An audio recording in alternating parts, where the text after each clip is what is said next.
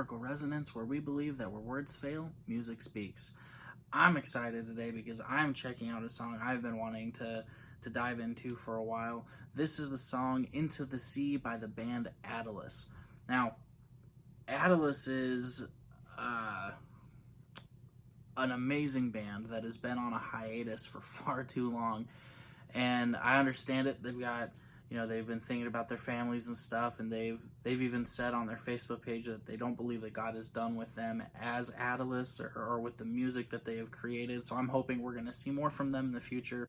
But they're very theological, and it's really interesting to see the way that they have taken these theological concepts and put it into a song.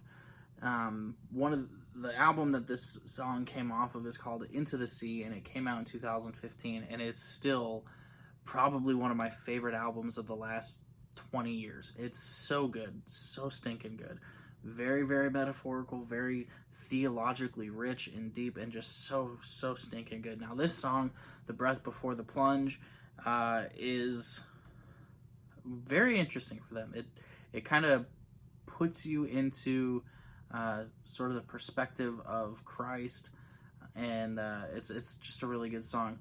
But anyway, before we dive into this, I want you to, if you would, hit that subscribe button, because where words fail, music does speak, and we're going to be here to listen to what it has to say. So join me as we listen to The Breath Before the Plunge by Attalus.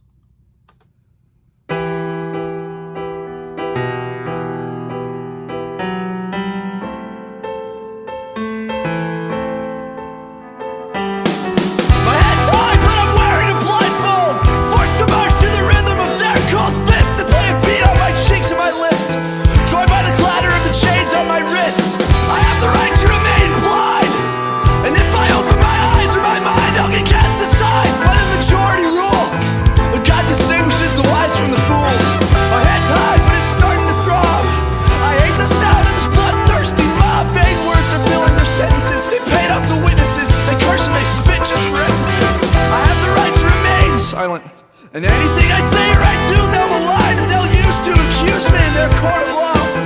But this is no court at all. It isn't just, no, it isn't just, but why do I contend?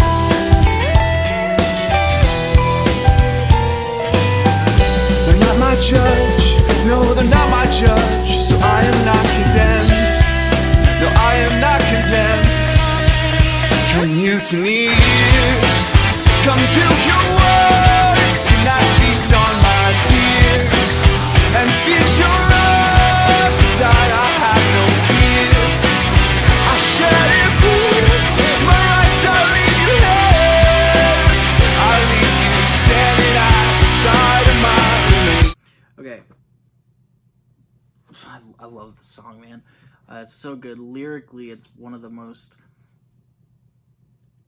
captivating storytelling songs around, and that chorus is really catchy, and that's something that Attalus does very well, is writing something that makes you think but also gets stuck in your head at the same time.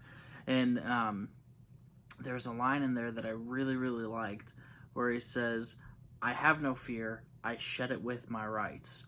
And that is so interesting. Now again, this is, you're gonna see here in a minute, this is kind of putting you in the shoes of Jesus as he was led to his crucifixion.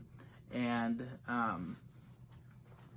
that whole idea of I have no fear, I shed it with my rights is super significant, because as a Christ follower, I believe that to be consistent with that, I have to shed everything that is me to become like Christ. Now, when I say that, some people think, so you don't get to have a personality. No, I still get to be me, but when I say that, I mean I shed my will, I shed my own desires, I leave behind my rights, and I submit to him. And it's a challenge. It's something that is not an overnight thing. It's something that takes my lifetime. And so it's just really interesting. I like the way they said that. Anyway, let's get back to the song. They scream loud as I'm led to the scaffold. My executioners shout cause they're baffled in my peace. They beat me till I crumble to my knees. My body's crushed but my spirit's at ease. I have the right to remain a coward, but I've been waiting for this day and this hour, and I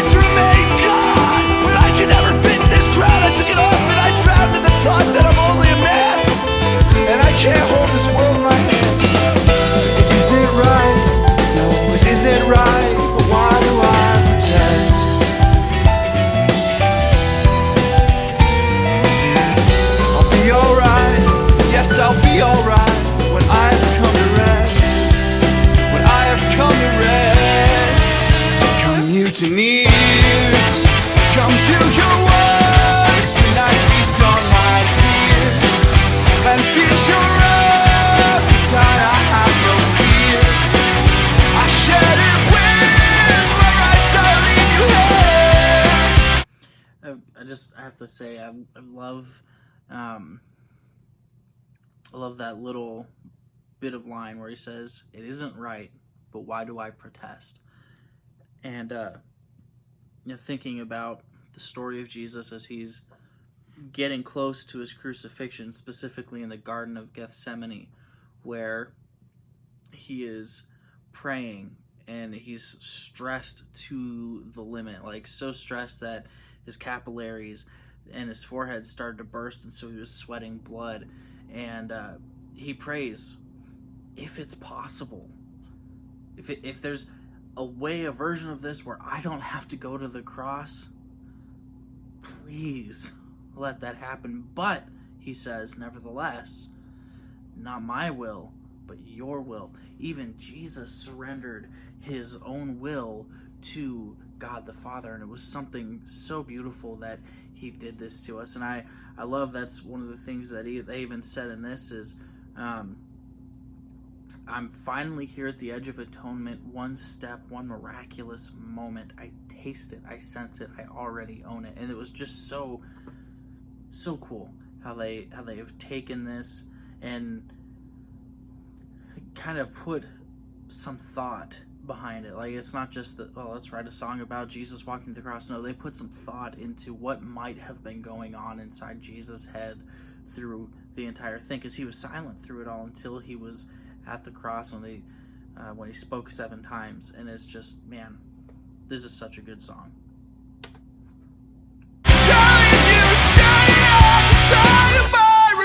They offer me a sponge, it drips with blood and sour wine. But I'll drink my Father's cup, I'll drink it till I drink it from the vine. Oh, how I thirst for this, I yearn for this taste of ecstasy.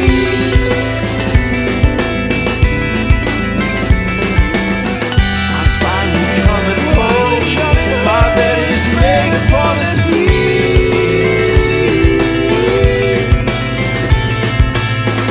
It's in the air, it's filling up my lungs.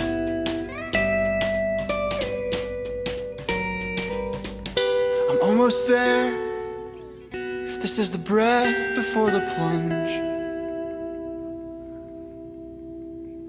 Come, Providence, come take me home tonight. My hope of this has kept my burden light. Oh, sweet abyss, wash this old world from sight. Come, Providence, come, Providence, come, Providence, come take me home tonight. My hope of this has kept my burden light. Oh, sweet abyss, wash this old world from sight. Come, Providence, come, Providence. Oh man, I get chills every time I listen to that part. But I really like this because I feel like at this point, it sort of shifts out of this perspective of Jesus and into kind of just a human perspective, I guess.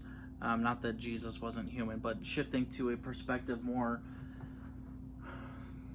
mine, I guess, if for lack of better phrasing, where they're taking this from this deep philosophical look into what might have been Jesus's thoughts to where now they're taking it and making the cross something personal, where they're looking at what he did and they're saying, man, this is a big deal.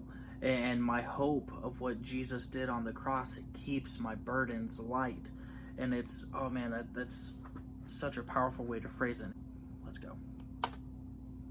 My head's high and I'm finally behold that light that my faith always foretold. And oh, words can't describe how it feels to feel alive. Today I'm coming clean, I'm coming home, I'm giving everything. You're worth it all, you're worth it all. Jesus, you're worth the offering.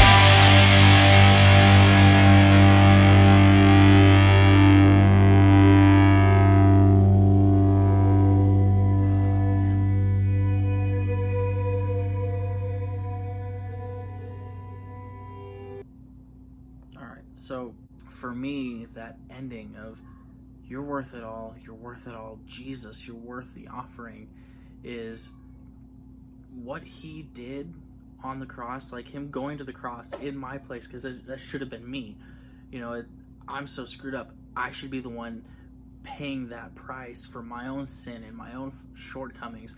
And instead, he saw the debt that I owed, and he says, hey, in a sense, essentially what he said was, your credit's no good here. I'm going to cover your bill.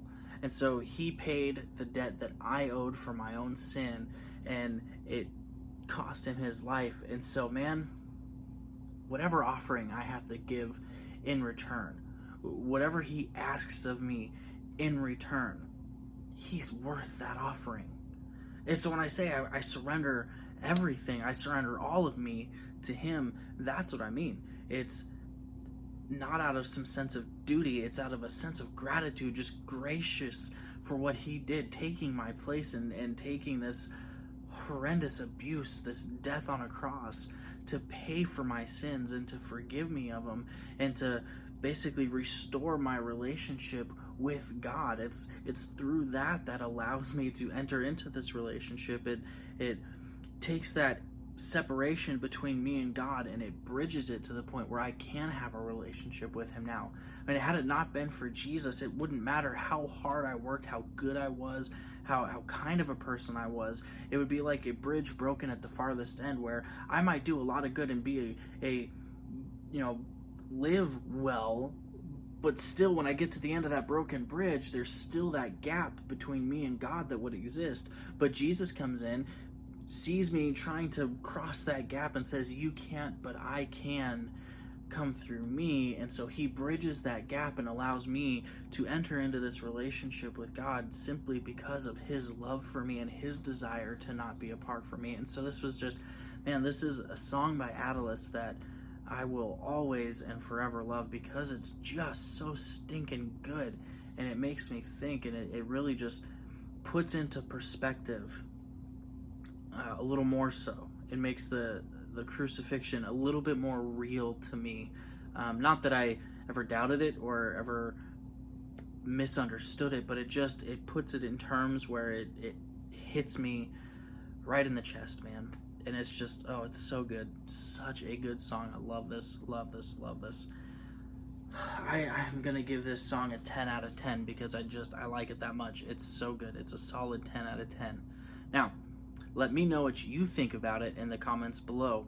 Where would you rank this on a scale of 1 to 10? 1 being terrible and 10 being absolutely fantastic, phenomenal, no issues. I want to know. I want to hear from you. Let me know. If there's any songs you want me to get into, leave them in the comments or send me an email at lyrical.resonance.ia@gmail.com, and I'll add them to my list. Anyway, before we go, if you haven't already, hit that subscribe button and stay up to date with all the videos, because where words fail, music speaks, and we're going to continue to listen to what it has to say. But until our next one, as always, you guys stay safe and be blessed. We'll see you soon.